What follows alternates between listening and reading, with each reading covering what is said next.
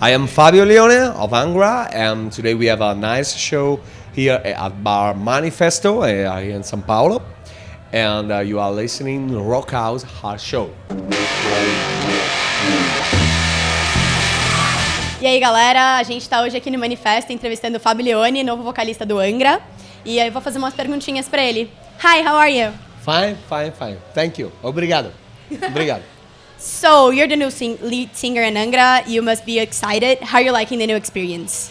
I have to say that I am singing with the band since more than 2 years now. And of course I am really happy because I know the music, I know the guys, and I was a good friend of Felipe, of Rafael, of Kiko since many years, of Ricardo também. And of course I was so happy when they asked me to join the band. And was a kind of a particular moment because somebody asked them to do a show for a Cruzeiro, 70,000 tons of metal. So I was there with Camelot.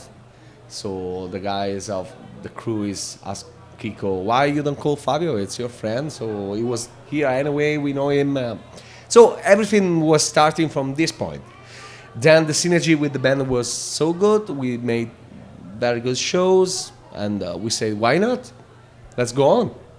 Why we should stop something that is going good, with good musicians and good friends and people and good reaction from the fans. Also, if I have to say that sometimes with the Brazilian fans, it's not easy.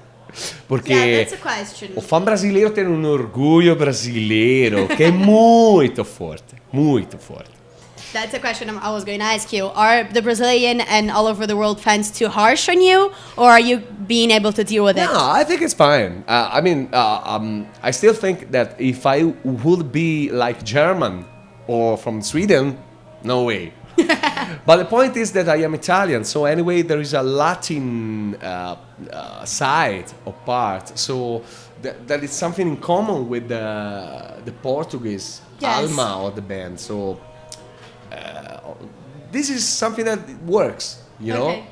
Yes. If I would be like a German, I think, no way.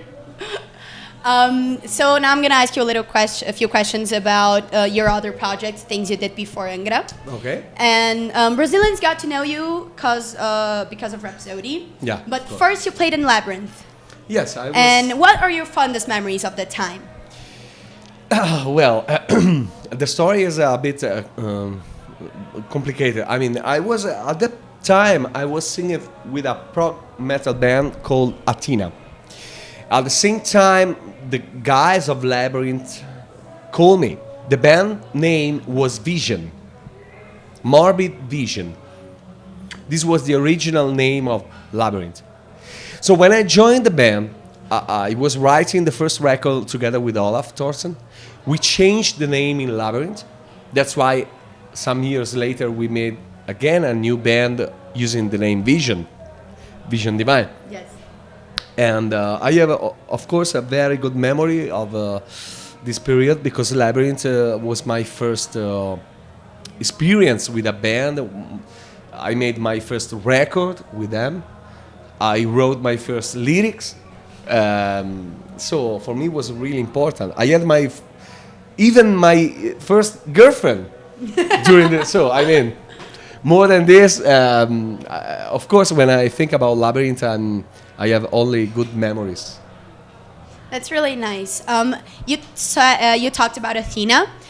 When you were in Athena, you recorded The New Religion. It was a great album. Brazilian fans liked it a lot. Wow. But after that, we heard very little about the band. What happened? What really happened? Well, they released another record with another singer, another drummer. But the record was kind of... they changed style. They tried to emulate somehow Stratovarius or Rhapsody or this power metal field. Mm-hmm. And this was the wrong choice of the band, in my opinion, because the band and the record, A New Religion, was very good actually, because it was really a kind of unique record. Yeah, it was different from everything else. Every band in Italy was playing the fucking power metal. And this was the only band that was playing something like progressive metal in a very unique way, and they were really good musicians. So after this record, the band split up. But some years ago, I met again the keyboard player and the guitar player, and to say the truth, we composed together 5 new songs, following the path of a new religion. So we don't know if in the future we will release a new record, but we are just very good friends that lives Pertigno, Close to each other. and we have this feeling that we should compose something new. Thomas Youngblood, he told in a Roadie Crew interview, if I can remember well, that the reason they didn't put you definitely in Camelot, it was also because you had other projects and because they thought your voice was too familiar and it reminded people too much of Rhapsody. Yes. How do you deal with that kind of criticism? The point is this: that most of the people know me because of Rhapsody, because most of the people didn't know Athena or Labyrinth or other project, and this is good. And from the same time, it's not good because, as Thomas said, and it's right, here me singing can make people think about Rhapsody and not the band Focus that I on am the past, singing. not on the future, But this maybe. is also a side that you can judge. If a band has a very, very strong character, you will always realize which band is. Yes. So, I mean, it's a kind of I don't know, but he's right. My voice is kind of particular, so of course you can think about Rhapsody, and I understood him. That's why we are friends, and I say to him, yeah, it's true. Live it's even better than before. But we are talking about a new record, and probably Yes. if we do a new record, most of the people will But don't you think hear they'll start a and learn and Rhapsody like? mixed with Camelot. So you are right. But and- maybe they will like it as well. But sometimes you there are some people that want to risk, and some Yes. people that doesn't want to risk. You know, so You're right. I think he was right. In my opinion, Thomas was right because he's a smart man, and I really like his way of managing the band. So, and the new guy, Tommy, it's a very good singer. Very good singer. It's very dedicated to the band. Young, so he can also Be build. molded? With the time, he can be more unique. Okay. That's really nice of you. Now that you're officially in Angra, what are you going to do about Rhapsody and Vision Divine? Do you have any plans? At the moment, with Vision Divine, we have a kind of 7 shows in Italy, maybe 10, if I am able to fix some more shows. But we don't have so much. We have just these shows, then we should try to find the time to compose new materials. But we are not sure when. And regarding Rhapsody of Fire, it's almost the same. I mean, the band should compose new stuff. So I think we will not play any shows this year. And by the way, this means that probably I will have time for Angra to do a lot of shows and to support this record. So in this moment, it's a bit strange for me because in this moment I am singing with 3 bands, but it's not really like this, because 2 of the 3 bands are in the composition Yes. moment. So and this moment can be Can take a year, can take months. 2 or 2. so. Okay. We never know. So, Italy's power metal scene got known because of Rhapsody, and after you guys, many other bands started coming up. Old Yeah. bands, new bands, they started rising up. But now we hear little about Italy's industry and rock scene and metal scene. Can you tell us what's really going on there? I think there are still a lot of bands that are trying to play, to release records. The point is that the situation is different. Because when we were talking about Athena, or Labyrinth, or Vision Divine, or Rhapsody, or Lacuna Coil, or Domine, or I don't know.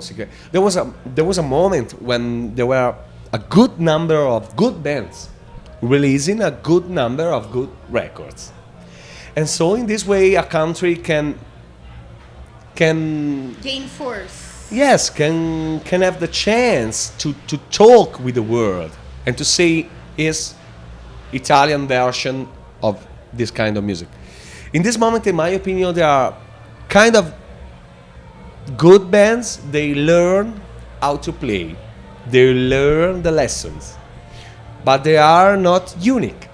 So the CDs are not so good, and so the Sheen is not proposing something really really unique. So that's why I don't think that a lot of people are talking about Italian new bands. By the way, after many years, we still have Lacuna Coil and Rhapsody of Fire. These are the two bands. That's it. It's like Brazil. If you talk about Brazil, you always talk about Sepultura, Angra. That's the point. Of course, you have many bands, but not one of the other bands reach the level Of those bands. That's the point. You're right, you're right. Last but not least, I'm going to propose you a little game. I'll tell you a name of a singer, and you rate them 0 to 10, and say a quick comment. I am very bad with singers, but okay. They're easy. Yeah, okay. Okay, Dio. Okay. In this case, I have to say 9. No quick comment. He's the heavy metal singer, in my opinion, for excellence, because he's a great. It was a great voice, great man, unique stage presence. Sometimes it's not necessary to be a beautiful man to have a great stage presence. No, it's true, because sometimes, especially in the year 80, 85, you know, one of my favorite vocalists is John Sebastian Bach. Of course, he is a beautiful man. It was a fantastic in the video. I remember you at Tina Live. Ronnie James Dio, you can't say that he was the most beautiful man in this world, but his live stage presence was amazing. And also his voice live was the same compared to the record. And human being, he was a fantastic person. Fantastic. Bruce Dickinson. Wow. Bruce, I have to say like 8.7. Okay. Just because. I will give the same number of Dio, 9, but I give 8.7 just because Bruce doesn't have the same beautiful human being of Ronnie James Dio. Okay. He's a great man, but Ronnie James Dio was really a great man, like human being, like alma, like soul, like. And Bruce is it's a machine, because he sing, jump, turn. I have a good memories of Bruce Dickinson in Italy, playing with Vision Divine, supporting Iron Maiden, and in Can Jammy Festival. He was late to enter a stage, so he was running. He gave to me like. He bumped into you really hard. I was doing like 1, 2, 3, and I didn't realize that was him, so I was like. And he said, "No, we talk You're later. gonna punch him in I the go on face." stage, we talk later, okay?" So this was my first meet with him, so it's great. One of the best. André Matos. This is a good question, also considering that I am singing with a band that he knows very well. So André Matos, it's for sure the most characteristic singer of Brazil, I think. His style is unique. You can. How would you rate him?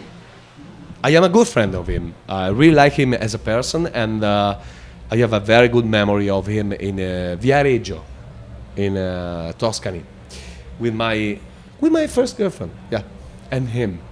And he's unique, because somebody doesn't like him because his voice is very like feminine, But this is unique. His style. He's a great composer, a great man. I will say 8. Okay. Just because, I'm sorry, but if you have 9 for somebody, you can't really give the same right. number. Edu Falaschi. Edu, I don't know him so well. I think it's a great composer and a very good singer, and for sure he did a lot of good things for Angra. Of course, Angra could not be Angra without Andre, because Andre was the founder, the beginning. But I have to say that Edu did a very great job, because after Andre, after many years, I can be sure that for Edu was not easy to take the ship, and Yes. so he did it. He did it a good way. He wrote good songs. He was pretty good live also, and maybe a less unique than Andre. I tell the truth. I mean, Yes, of course. That's why we're asking you. I want to hear your opinion. he's a great singer. I like him, but maybe less unique than Andre for sure. But this doesn't mean that he's bad, because he composed some course. incredible songs, and I would say like 7.8. Okay.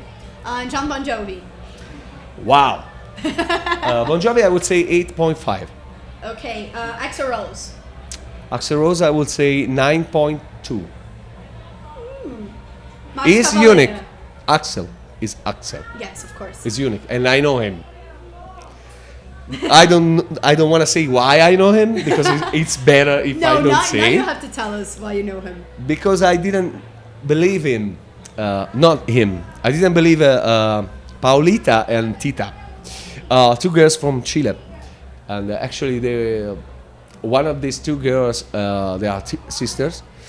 One was a kind of girlfriend of Axl Rose, so I was believing like, okay, yes.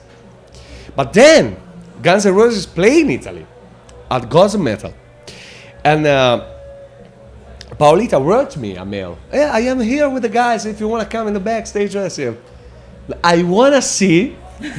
I want to know if she's telling the truth. And was true. Was true. She was there. Axel, well, no, you can come, Axel. It's fine. So it was true. We didn't talk so much. Just 1 minute. Hello. That's it. But It's a great story. so I don't know him. I don't know him as a person. Really, I didn't have really a Intimacy. good numbers of words together. Okay. But he's a great entertainer. His voice is and was unique. Composer, and you know, sometimes it's like Bon Jovi. No, I say 8.5, not because Bon Jovi, it's not one of the best singers in the world, because his voice is, it's let's say Ozzy. Ozzy is not the best singer in the world, but he's Ozzy. Characteristic. It's Unique. And this sometimes it's much more important than the technique, and you know, and Bon Jovi wrote incredible songs. Yes. This is another very, very, very, very, very, very, very, very, very important thing, because sometimes it's much more important to be a good songwriter than technically perfect. Yes. It's the feeling, not the technique, right? By the way, we are talking about rock and roll. We are not talking about classic music. Yes. So Thank you very much. Thank It you. was an honor and a Obrigado. pleasure. I want a hug. Can I have a hug? what? Can I have a hug? Thank you very much. It Thank was you. an honor and a Obrigado. pleasure to meet you. And have a great show. Thank you.